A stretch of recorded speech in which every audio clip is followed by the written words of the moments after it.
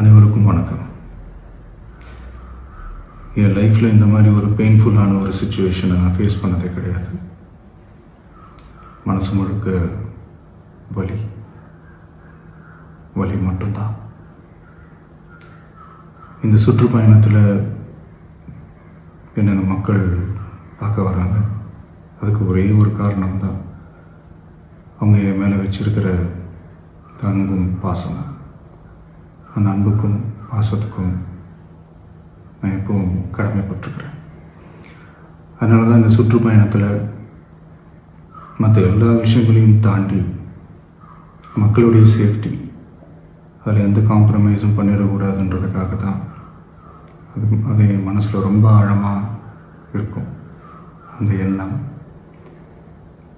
அதனால தான் இந்த அரசியல் காரணங்கள் எல்லாத்தையும் தவிர்த்துட்டு ஒதுக்கி வச்சுட்டு மக்களோட சேஃப்டி மட்டும் மைண்டில் வச்சுக்கிட்டு அதுக்கான இடங்களை சூஸ் பண்ணுறது, அதுக்கான இடங்களை பார்த்து பெர்மிஷன் கேட்குறது, போலீஸ் டிபார்ட்மெண்ட்டில் அதை ரிக்வெஸ்ட் பண்ணி கேட்போம். ஆனால்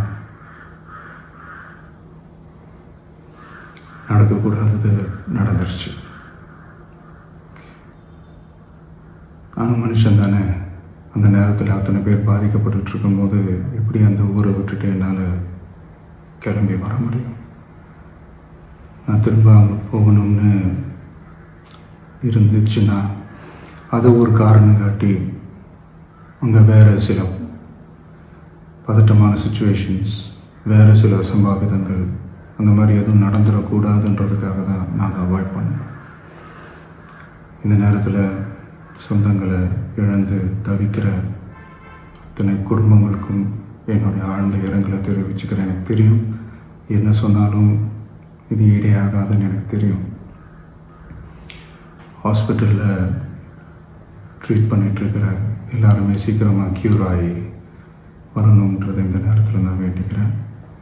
கூடிய சீக்கிரமே உங்கள் எல்லாரையும் நான் சந்திக்கிறேன்.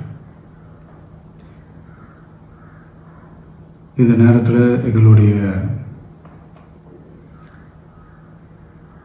வலிகளை, எங்களுடைய நிலைமையை புரிஞ்சுக்கிட்டு எங்களுக்காக பேசின அரசியல் கட்சிகளை சார்ந்த நண்பர்கள், தலைவர்கள் அனைவருக்கும் என்னுடைய நன்றியை தெரிவிச்சுக்கிறேன். கிட்டத்தட்ட ஒரு 5 மாவட்டத்துக்கு பிரச்சாரத்துக்கு போனோம். இந்த மாதிரி எதுவுமே நடக்கல. ஆனால் கரூரில் மட்டும் ஏன் எப்படி நடக்குது, எப்படி நடக்குது? மக்களுக்கு எல்லா உண்மையும் தெரியும்.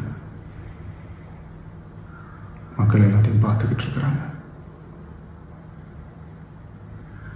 கரூரை சேர்ந்த அந்த மக்கள் அந்த உண்மையெல்லாம் வெளியில் சொல்லும்போது எனக்கு கடவுளே நேரில் வந்து இறங்கி அந்த உண்மைகள்லாம் சொல்கிற மாதிரி எனக்கு தோணுச்சு. சீக்கிரமே எல்லா உண்மைகளும் வெளியில் வரும்.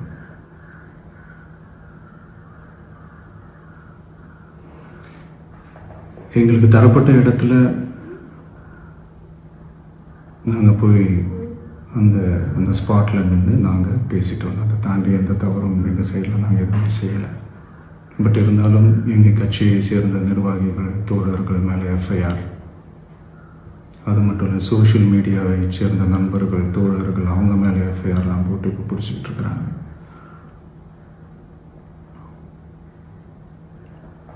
சிஎம் சார், உங்களுக்கு ஏதாவது இந்த பழி வாங்கணும் அப்படின்ற எண்ணம் ஏதாவது இருந்துச்சுன்னா என்ன வேணாலும் பண்ணுங்க. அவங்க மேலே கை வைக்காதீங்க. நான் ஒன்று வீட்டில் இருப்பேன், இல்லை நான் ஆஃபீஸில் இருப்பேன். என்ன வேணாலும் செய்யுங்க. நண்பர்களே, தோழர்களே, நம்மளோட அரசியல் பயணம் இன்னும் ஸ்ட்ராங்காக, இன்னும் தைரியத்தோட கண்டினியூ ஆகும்.